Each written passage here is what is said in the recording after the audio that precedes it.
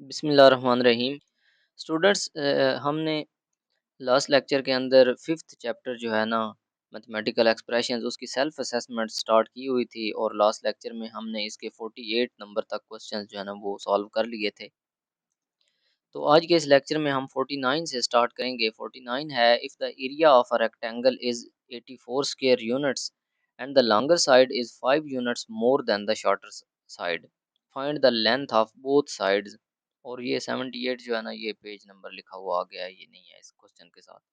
अच्छा, अब मैंने आपको कहा था कि इस तरह के जो अबारती सवाल होते हैं ना, पहले आपने उनकी स्टेटमेंट को गौर से समझना होता है, फोकस के साथ, कि पूछा क्या गया है और बताया क्या गया है।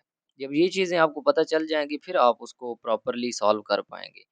अब एक रेक्टेंगल है, सबसे पहले तो आपके ज़हन में रेक्टेंगल आनी चाहिए। रेक्टेंगल किस तरह की होती है, जिसकी एक लेंथ होती है, एक विड्थ होती है। मतलब एक लंबाई होगी, एक चौड़ाई होगी, ये रेक्टेंगल है। अच्छा, वो कह रहा है कि जो उसकी लॉन्गर साइड है ना, यानी लंबी साइड जो है, जो लेंथ है उसकी, वो 5 units more than the shorter side. वो इस शॉर्टर साइड से 5 यूनिट्स ज़्यादा है। मतलब ये है कि हमने ये वो हमें रिलेशन बता रहा है, लेंथ और विड्थ में रिलेशन बता रहा है। वो कह रहा है कि अगर आपको विड्थ मालूम हो जाए तो उसमें 5 ऐड कर दीजिएगा, 5 यूनिट्स प्लस कर दें तो ये आपकी लेंथ बन जाएगी। ठीक है, समझ आ गई। और उसका एरिया भी उसने बता दिया है और वो कह रहा है कि लेंथ ऑफ बोथ साइड्स, यानी दोनों की लंबाइयाँ, मतलब ये लंबी जो साइड है और ये जो छोटी साइड है, दोनों की लंबाइयाँ, मतलब हमने चौड़ाई और लंबाई दोनों चीज़ें फाइंड करनी है। तो अब मैंने पिछले लेक्चर्स के अंदर आपको क्लियरली समझाया हुआ है कि हमने सपोज़ कौन-सी चीज़ करनी होती है। अब अगर तो इस लंबाई और चौड़ाई के दरमियान कोई रिलेशन ना होता तो हम दोनों को एक को एक्स कर लेते, सपोज़ दूसरे को वाई कर लेते। लेकिन अब चूँकि इनके दरमियान रिलेशन है, मतलब एक हम फाइंड कर लें तो दूसरी ऑटोमेटिकली आ जाएगी। तो हम सिर्फ़ एक को ही, शॉर्टर को ही हम सपोज़ करेंगे। मैं कहता हूँ लेट द विड्थ बी या शॉर्टर साइड बी, विड्थ कह लें, शॉर्टर साइड कह लें, जो मर्ज़ी है वो कह लें। Let the shorter side be X. मैं कहता हूँ कि ये जो शॉर्टर साइड है ना वो एक्स है। तो according to the given condition the length will be, length क्या होगी या लॉन्गर साइड क्या होगी, वो इस शॉर्टर से 5 मोर है। मतलब इसमें मैं 5 और ऐड करूं तो ये मेरी लेंथ बनती है। शॉर्टर साइड में 5, ये शॉर्टर साइड की लेंथ है और इसमें 5 यूनिट्स ऐड करने हैं तब ये लेंथ बनेगी। तो मतलब ये वाली जो है ना ये x प्लस 5 है। अच्छा, अब यहाँ पे स्टूडेंट्स मिस्टेक करते हैं, वो इसको 5 से मल्टीप्लाई कर देते हैं, क्योंकि पिछले क्वेश्चंस के अंदर ये होता रहा है ना वहाँ पे। अच्छा, एक चीज़ आपने जो है ना वो नोट रखनी है कि अगर तो 5 टाइम्स लिखा होता ना, longer side is 5 times than the shorter side, फिर आप 5 से मल्टीप्लाई करते, 4 टाइम्स होता 4 से मल्टीप्लाई करते, डबल हमने चेक किया, ट्वाइस लिखा होता है तो हम 2 से मल्टीप्लाई करते हैं। लेकिन अगर मोर लिखा हो तो इसका मतलब है मल्टीप्लाई नहीं करना, उसमें इज़ाफ़ा करना है, ऐड करना है। अच्छा, यहाँ पे वो लेस भी लिख सकता था, जहाँ पे उसने मोर लिखा है ना, वो यहाँ पे लिख सकता था कि 5 units less than the shorter side. तो इसका मतलब है आपने उसमें से कम करने थे, आपने उसमें से माइनस करने थे। अब मोर कहा है तो उसमें प्लस करने हैं। तो इन चीज़ों का ख्याल रखा करें। मैंने पहले आपको बता दिया कि स्टेटमेंट आपने अच्छे तरीके से समझनी है, तब आप क्वेश्चन सॉल्व कर पाएंगे। अब थर्ड चीज़ जो उसने दी हुई है वो उसने एरिया दिया हुआ है, area of rectangle. Area is equal to 84 square units. अब ये एरिया होता है, ये जो जितना इसका अंदर इसके रकबा है ना, ये सारा एरिया है, ये सारा इसका एरिया है। ओके, अब इस कंडीशन को हम यूज़ करते हैं, एरिया 84 यूनिट्स है। तो एरिया का फार्मूला होता है, जो रेक्टेंगल का एरिया होता है ना, उसका फार्मूला होता है length multiply by width, length into width, यानी लंबी साइड और छोटी साइड, इस साइड को इस साइड से मल्टीप्लाई करते हैं तो ये एरिया आता है। और एरिया उसने बता दिया है, वो 84 है। अब लेंथ हमारे पास कितनी है, x प्लस 5 है, x प्लस 5 लिखें और मल्टीप्लाई करें, विड्थ कितनी है, विड्थ हमने x सपोज की हुई है, इज इक्वल टू 84। ओके, अब इनको सॉल्व करें, x को x से मल्टीप्लाई करेंगे, x स्क्वायर बन जाएगा, प्लस x को 5 से मल्टीप्लाई करेंगे, 5 बनेगा, इक्वल टू 84 है। तो ये हमारे पास उसी तरह की क्वाड्रेटिक इक्वेशन बन रही है जिस तरह पिछले क्वेश्चन में बनी थी। तो सॉरी, ये x है यहाँ पे, 5x से मल्टीप्लाई होगा ना तो 5x बन जाएगा, x square plus 5x minus 84 is equal to 0। 84 को मैं इस साइड पर लेकर आया हूँ क्योंकि मैं इसको क्वाड्रेटिक इक्वेशन की स्टैंडर्ड फॉर्म बनाना चाह रहा हूँ। क्वाड्रेटिक इक्वेशन की स्टैंडर्ड फॉर्म मैंने आपको पढ़ाई थी, A X square plus B X plus C is equal to 0। वहाँ पे हमारी इक्वेशन y में थी, यहाँ पे x में है। अब हम इसको x से के हिसाब से ना सॉल्व करेंगे। अच्छा, अब ये क्वाड्रेटिक इक्वेशन बन गई, ये एक्स स्क्र वाली टर्म है, ये x वाली टर्म है और ये x के बगैर वाली टर्म है, ये स्टैंडर्ड फॉर्म है। तो हम इसको सॉल्व करेंगे। सॉल्व करने के लिए मैंने आपको 3 तरीके बताए थे और मैंने कहा था जो क्वाड्रेटिक फार्मूला है ना वो सबसे आसान है। तो क्वाड्रेटिक फार्मूला हम यूज़ करते हैं, using quadratic formula. Quadratic formula क्या होता है मैंने आपको लिखवाया था, x is equal to minus B plus minus B square minus 4ac और यहाँ पे स्केयर रूट है डिवाइडेड बाय 2a।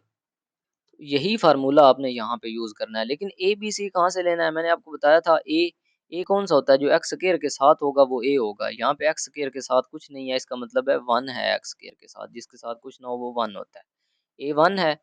बी क्या है, बी होता है जो एक्स के साथ हो, एक्स के साथ प्लस 5 है तो प्लस 5 बी है। और सी वो होता है जो अकेला होता है, एक्स के बगैर होता है, तो ये एक्स के बगैर है, तो -84 जो है ना ये सी है हमारे पास। अब हम ये फार्मूला यूज करेंगे, x is equal to minus B की जगह पे 5 -5 प्लस माइनस, इस फार्मूला को देखें, बी स्केयर यानी 5 स्केयर माइनस 4ac, 4 ए की जगह पे 1 और सी की जगह पे -84 और ऊपर इसके स्केयर रूट है डिवाइडेड बाय 2a, 2 और a की जगह पे 1 है तो यहाँ पे 1 लिख दें। अब इसको आपने मज़ीद सिंप्लीफाई करना है। सिंप्लीफाई कैसे करेंगे, ये -5 एज इट इज़ रहेगा प्लस माइनस 5 स्केयर आपको पता है 25 होता है। 5 स्केयर का मतलब है 5 को 2 टाइम्स मल्टीप्लाई करना है, माइनस, अब ये माइनस और माइनस मल्टीप्लाई होकर ना प्लस हो जाएंगे, आपको पता है माइनस माइनस प्लस हो जाता है। 4 को 81 से मल्टीप्लाई किया, 4 को 84 से मल्टीप्लाई करना है, 4 4 ज़ा 16, 1 आया, 4 8 ज़ा 32 और 1 33, 25 प्लस 3 36 डिवाइडेड बाय 2 को 1 से मल्टीप्लाई किया तो 2। अब आगे मजीद इसको सिंप्लीफाई करें, -5 एज इट इज़ आ जाएगा, प्लस माइनस 25 और 336 को ऐड करें, 6 और 5 11 होते हैं, 1 और 2 और 3 5 होते हैं और 1 6 और ये 3 है, 361 ऊपर स्क्वायर रूट है डिवाइडेड बाय 2। अच्छा जी, अब आपने इसका स्क्वायर रूट फाइंड करना है, 361 का कैलकुलेटर से आप चेक करें, -5 एज इट इज़ आ जाएगा, प्लस माइनस 361 का स्क्वायर रूट आप लेंगे ना तो 19 आंसर आता है, 19/2 एक्स की ये दो वैल्यूज़ आ गई। अच्छा, ये मैंने तरीका इसलिए करवाया है क्वाड्रेटिक फार्मूला वाला, वैसे जो फैक्टराइजेशन है ना वो इससे भी आसान है, उससे बहुत थोड़े स्टेप्स के अंदर 2-3 स्टेप्स के अंदर ये क्वेश्चन सॉल्व हो जाता है। लेकिन वो मैंने इसलिए नहीं करवाया, उसमें एक ना क्रिटिकल पॉइंट है, उसमें थोड़ा सोचना पड़ता है खुद से।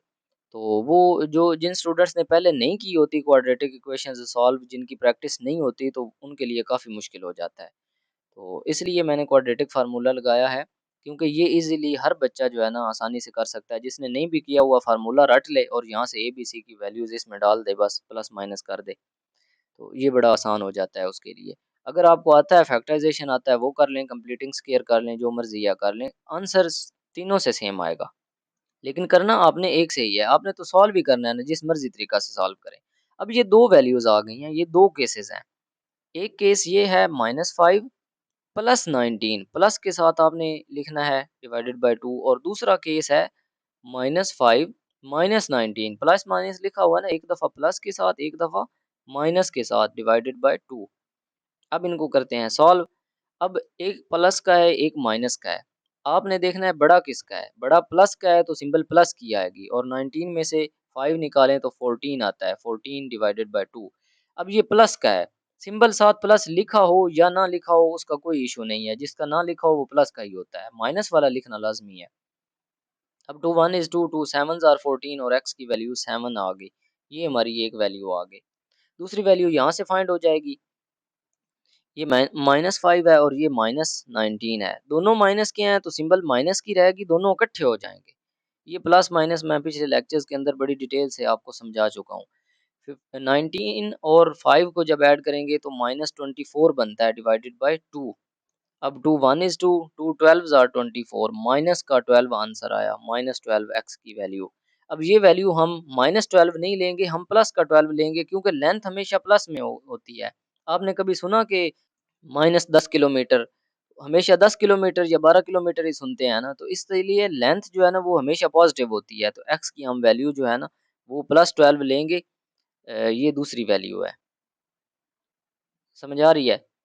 आपने यहाँ पे स्टेटमेंट लिखनी है, we take x is equal to 12 because length can never be minus या नेगेटिव, लेंथ नेगेटिव नहीं हो सकती। अच्छा, अब एक लेंथ ये आ गई या विड्थ, जो कम है उसको विड्थ कह लें, इसको लेंथ कह लें। तो आप देख सकते हैं एक 7 है तो उसमें 5 मोर करें, 5 इसमें ऐड करें तो वो 12 बन जाती है। तो एक 7 है और दूसरी 12 है। ठीक है, ये हमने फाइंड कर ली, ये 7 है और ये 12 है। और अगर 12 और 7 को मल्टीप्लाई करें, एरिया फाइंड करें तो वो 84 ही आता है जो उसने हमें बताया हुआ था। तो मतलब हमारी ये वैल्यूज जो है ना वो ठीक है। ओके, इसके बाद नेक्स्ट क्वेश्चन है क्वेश्चन नंबर 50। अच्छा जी, स्टेटमेंट है from A to B a train travels 1 kilometre. वो कहता है अरियान जो है ना वो पॉइंट ए से पॉइंट बी पर, कोई भी पॉइंट है, यहाँ पे पॉइंट ए है उससे लेकर यहाँ पे पॉइंट बी तक ना वो ट्रेवल करता है ए से बी तक 1 किलोमीटर, और ट्रेवलिंग कितनी है वो 1 किलोमीटर है। Okay, he travels back at the speed of, ये पेस लिखा हुआ है, ये स्पीड है ऑफ 3 किलोमीटर पर आवर। वो कहता है कि जब वो वापस आता है ना तो 3 किलोमीटर पर आवर की स्पीड से वो आता है then he did in the beginning. मतलब उसके कहने का ये है, देन का मतलब ये है कि जो जो स्टार्ट में उसकी स्पीड होती है ना, यानी जब वो जाता है शुरू में उस स्पीड से 3 kilometre faster, 3 kilometre per our speed है ये, 3 किलोमीटर फी घंटा की रफ्तार से तेज आता है वो। जब वापस आता है तो वो फास्ट आता है, और कितने फास्ट आता है, जितनी पहले उसकी स्पीड होती है उससे 3 किलोमीटर पर आवर ज्यादा।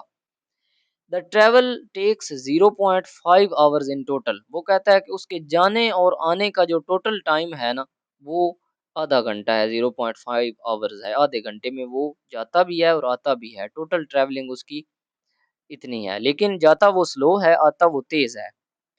Determine the speed for initial and subsequent portion of the trip.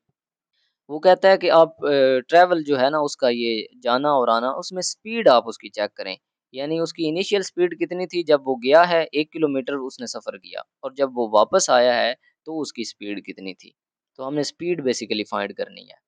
तो अब यहाँ पे आपको स्टेटमेंट से पता चल रहा है हमने सपोज़ क्या करना है, हमें इनिशियल स्पीड जो बिगिनिंग स्पीड है वो सपोज़ करेंगे, और उसमें 3 किलोमीटर ऐड कर देंगे तो वो फाइनल स्पीड जो उसकी वापसी वाली स्पीड है वो बन जाएगी। तो हम सपोज़ करते हैं लेट द इनिशियल स्पीड या बिगिनिंग स्पीड,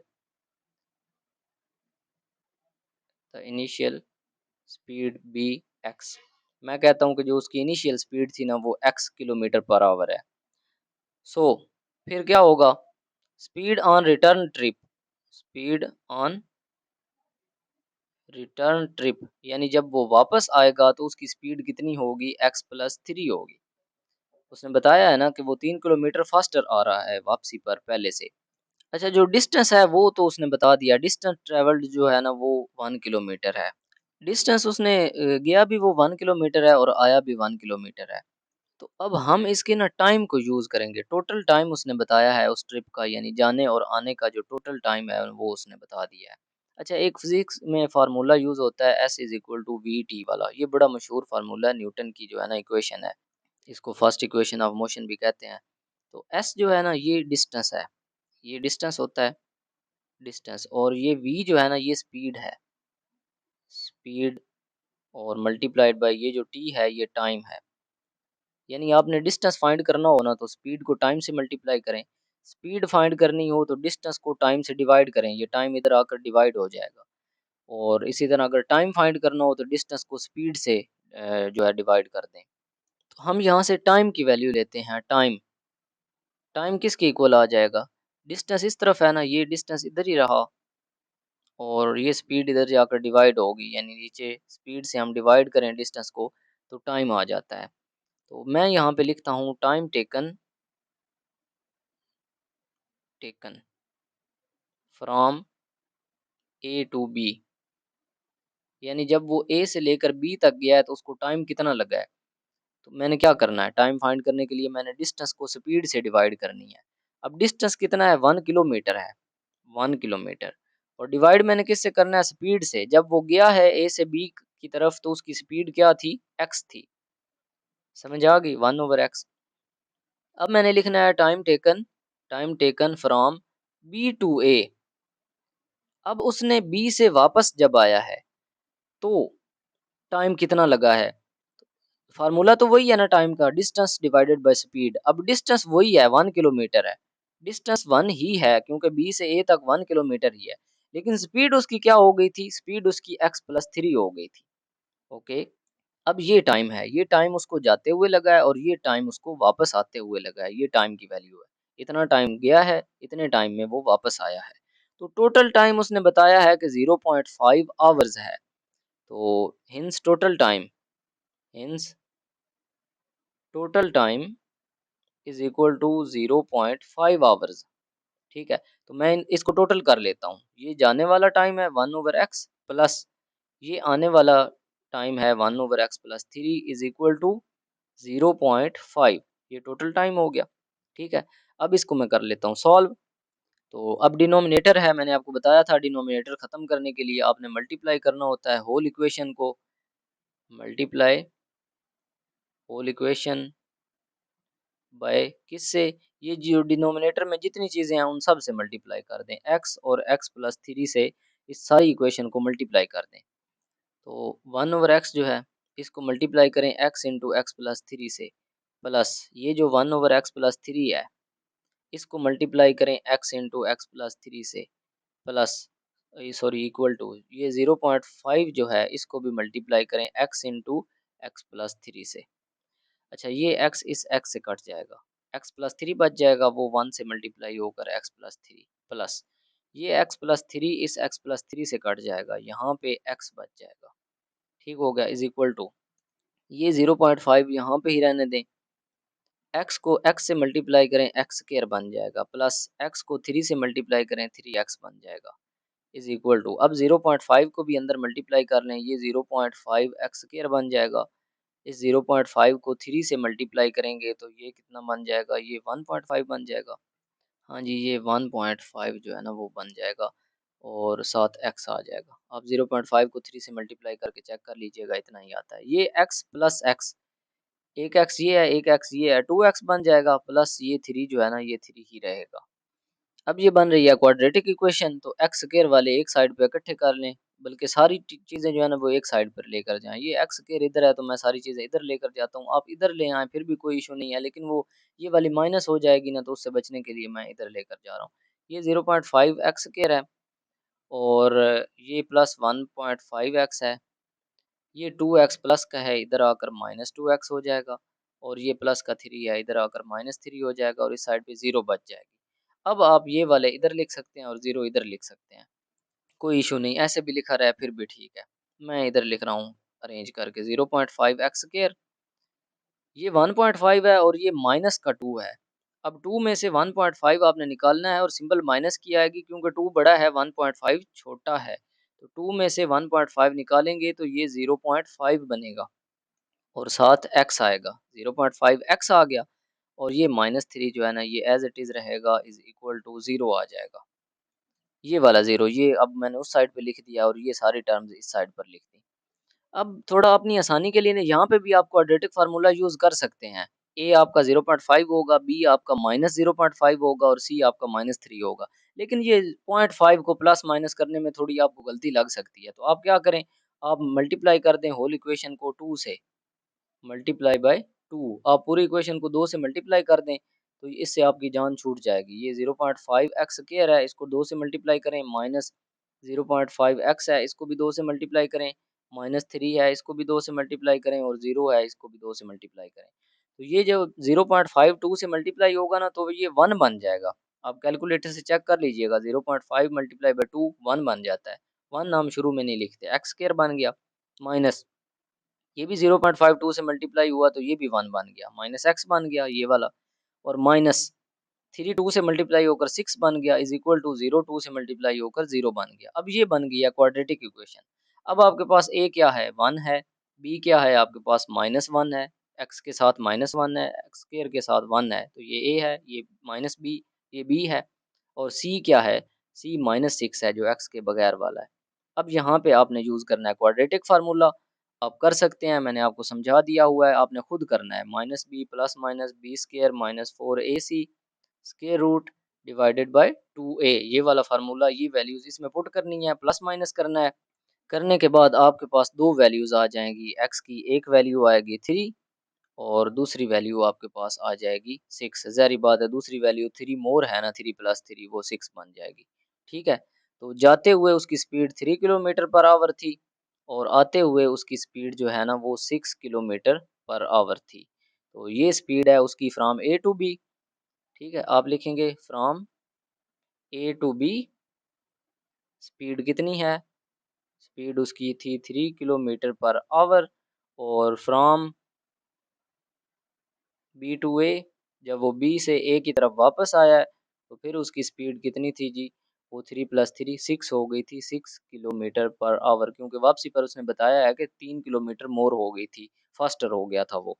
तो यहाँ तक ये भी हमारा क्वेश्चन जो है ना वो कंप्लीट हो जाता है। ये यहाँ से कैलकुलेशंस आपने खुद करनी है, बड़ी आसान है, मैं पीछे कितने क्वेश्चन करवा चुका हूँ। ओके जी, इस लेक्चर को यहीं पे एंड करते हैं, फिर नेक्स्ट लेक्चर के अंदर इंशाल्लाह जो हमारे क्वेश्चन रह गए हैं ना वो डिस्कस करेंगे। अच्छा, इस लेक्चर से रिलेटेड या इन क्वेश्चन से रिलेटेड आपका कोई भी क्वेश्चन हो, कोई भी डाउट हो तो आप इजीली पूछ सकते हैं। ओके जी, मिलते हैं नेक्स्ट लेक्चर के अंदर। अल्लाह हाफिज़, टेक केयर।